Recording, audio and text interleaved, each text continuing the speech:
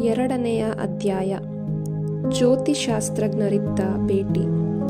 ಯೇಸುಸ್ವಾಮಿ ಜನಿಸಿದ್ದು ಹೆರೋದರಸನ ಕಾಲದಲ್ಲಿ, ಜುದೇಯ ನಾಡಿನ ಬೆತ್ಲೆಹೇಮ್ ಎಂಬ ಊರಿನಲ್ಲಿ. ಕೆಲವು ಜ್ಯೋತಿಷಿಗಳು ಪೂರ್ವ ದಿಕ್ಕಿನಿಂದ ಹೊರಟು ಜೆರುಸಲೇಮಿಗೆ ಬಂದರು. ಯಹೂದ್ಯರ ಅರಸ ಹುಟ್ಟಿದ್ದಾರಲ್ಲವೇ, ಅವರೆಲ್ಲಿ ಎಂದು ವಿಚಾರಿಸಿದರು.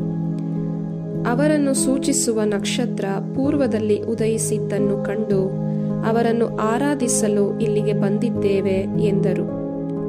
ಇದನ್ನು ಕೇಳಿದ್ದೇ ಹೆರೋದರಸನು ಬಹಳ ತಳಮಳಗೊಂಡನು. ಅಂತೆಯೇ ಜೆರುಸಲೇಮ್ ಆದ್ಯಂತವೂ ಗಲಿಬಿಲಿಗೊಂಡಿತು. ಯಹೂದ್ಯರ ಎಲ್ಲ ಮುಖ್ಯ ಯಾಜಕರನ್ನೂ ಧರ್ಮಶಾಸ್ತ್ರಿಗಳನ್ನೂ ಅವನು ಸಭೆ ಸೇರಿಸಿದನು. ಕ್ರಿಸ್ತ ಹುಟ್ಟಬೇಕಾದದ್ದು ಎಲ್ಲಿ ಎಂದು ಅವರನ್ನು ವಿಚಾರಿಸಿದನು.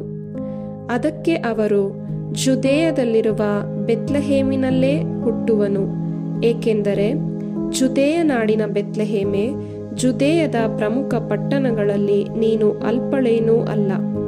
ಕಾರಣ ನನ್ನ ಪ್ರಜೆ ಇಸ್ರಾಯೇಲನ್ನು ಪರಿಪಾಲಿಸುವವನು ನಿನ್ನಿಂದಲೇ ಉದಯಿಸಲಿರುವನು ಎಂದು ಪ್ರವಾದಿ ಬರೆದಿದ್ದಾನೆ ಎಂದು ಉತ್ತರವಿತ್ತರು. ಆಗ ಹೆರೋದನು ಆ ಜ್ಯೋತಿಷಿಗಳನ್ನು ಗೋಪ್ಯವಾಗಿ ಬರಮಾಡಿಕೊಂಡು ಅವರಿಗೆ ನಕ್ಷತ್ರ ಕಾಣಿಸಿಕೊಂಡ ಕಾಲವನ್ನು ಸ್ಪಷ್ಟವಾಗಿ ಕೇಳಿ ತಿಳಿದುಕೊಂಡನು. ಅನಂತರ ಅವರನ್ನು ಬೆತ್ಲೆಹೇಮಿಗೆ ಕಳುಹಿಸಿಕೊಡುತ್ತಾ, ನೀವು ಹೋಗಿ ಆ ಮಗುವನ್ನು ಚೆನ್ನಾಗಿ ಹುಡುಕಿರಿ, ಕಂಡ ಕೂಡಲೇ ನನಗೆ ಬಂದು ತಿಳಿಸಿರಿ, ನಾನೂ ಹೋಗಿ ಆ ಮಗುವನ್ನು ಆರಾಧಿಸಬೇಕು ಎಂದು ಹೇಳಿದನು. ಜ್ಯೋತಿಷಿಗಳು ಅರಸನ ಮಾತಿಗೆ ತಲೆಬಾಗಿ ಹೊರಟರು. ಪೂರ್ವ ದಿಕ್ಕಿನಲ್ಲಿ ಮೊದಲೇ ಅವರಿಗೆ ಕಾಣಿಸಿಕೊಂಡಿದ್ದ ನಕ್ಷತ್ರ ಪುನಃ ಕಾಣಿಸಿಕೊಂಡಿತು. ಅವರು ಪರಮಾನಂದ ಭರಿತರಾದರು. ಆ ನಕ್ಷತ್ರ ಅವರ ಮುಂದೆ ಮುಂದೆ ಸಾಗುತ್ತಾ ಮಗು ಇದ್ದ ಸ್ಥಳದ ಮೇಲೆ ಬಂದು ನಿಂತು ಬಿಟ್ಟಿತು. ಜ್ಯೋತಿಷಿಗಳು ಆ ಮನೆಯನ್ನು ಪ್ರವೇಶಿಸಿ ಮಗುವನ್ನು ತಾಯಿ ಮರಿಯಳ ಬಳಿ ಕಂಡು ಅದಕ್ಕೆ ಸಾಷ್ಟಾಂಗವೆರಗಿ ಆರಾಧಿಸಿದರು.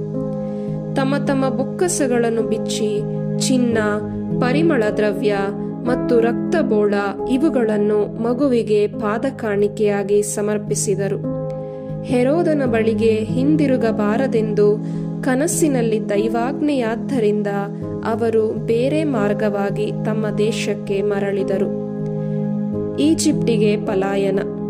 ಜ್ಯೋತಿಷಿಗಳು ಹೊರಟು ಹೋದ ಮೇಲೆ ದೇವದೂತನು ಜೋಸೆಫನಿಗೆ ಕನಸಿನಲ್ಲಿ ಕಾಣಿಸಿಕೊಂಡು, ಏಳು, ಹೆರೋದನು ಮಗುವನ್ನು ಕೊಂದು ಹಾಕಲು ಹವಣಿಸುತ್ತಿದ್ದಾನೆ. ಮಗುವನ್ನೂ ತಾಯಿಯನ್ನೂ ಕರೆದುಕೊಂಡು ಈಜಿಪ್ಟ್ ದೇಶಕ್ಕೆ ಓಡಿ ಹೋಗು. ನಾನು ಪುನಃ ಏಳುವ ತನಕ ಅಲ್ಲೇ ಇರು ಎಂದನು.